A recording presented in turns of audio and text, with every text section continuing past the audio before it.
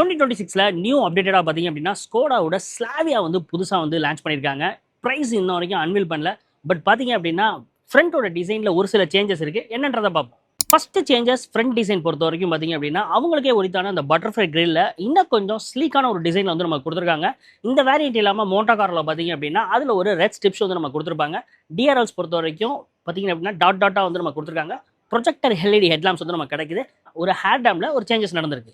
Engine பொறுத்த வரைக்கும் அதே 1 லிட்டர் அண்ட் 1.5 லிட்டர் உங்களுக்கு கிடைக்குது. 1 லிட்டர் பொறுத்த வரைக்கும் அதே 115 பிஎஸ் பவர் 178 என்எம் டார்க்கு. 1.5 பொறுத்த வரைக்கும் பார்த்தீங்க அப்படின்னா 150 பிஎஸ் பவரும் 250 என்எம் டார்க் வந்து நம்ம கொடுத்துருக்காங்க. டிரான்ஸ்மிஷன்ல 1 லிட்டர்ல பார்த்தீங்க அப்படின்னா அந்த 6 ஸ்பீட் மேனுவல் அந்த 6 ஸ்பீட் டார்க் கன்வெர்ட்டர் இந்த விஷயத்தை 8 ஸ்பீட் டார்க் கன்வெர்ட்டரா மாத்திருக்காங்க. நெக்ஸ்ட் சேஞ்சஸ் இந்த அலைட்ல நடந்திருக்கு அப்படின்னு சொல்லலாம். R16 வந்து நம்ம கொடுத்துருக்காங்க. ஒரு டைமண்ட் கட் ப்ரொஃபைல்ல டியூல் டோன்ல வந்து கிடைக்குது. டெய்லைட் பார்த்தீங்க அப்படின்னா இதுக்கு முன்னாடி இந்த விஷயங்கள் தான் வந்து ரீடைன் பண்ணியிருக்காங்கன்னு சொல்லலாம். கீழே இண்டிகேட்டர்ஸ் ரிவர்ஸ் இது எல்லாமே ஆலோஜனா இருந்த விஷயத்தை இப்போ எல்இடியில் மாற்றிருக்காங்க. 9 இன்ச் இன்ஃபோடைன்மெண்ட் 10 இன்ச் கிளஸ்டர். அடுத்து இதில் 360 டிகிரி கேமராஸ் வந்து நம்ம கொடுத்துருக்காங்க. 3D வியூவாக உங்களால் பார்த்துக்க முடியும். அடாப்டிவ் கைட்லைன் ஒன்று கிடைக்குது. இதுக்கு முன்னாடி இருந்த குவாலிட்டி தான் ரீடைன் ஆகுது. இந்த புது கலர்ஸ் வந்து சில்வர் வந்து ஆட் ஆயிருக்கு. இது இல்லாமல் ஒரு பீச் கலரும் கொடுத்துருக்காங்க.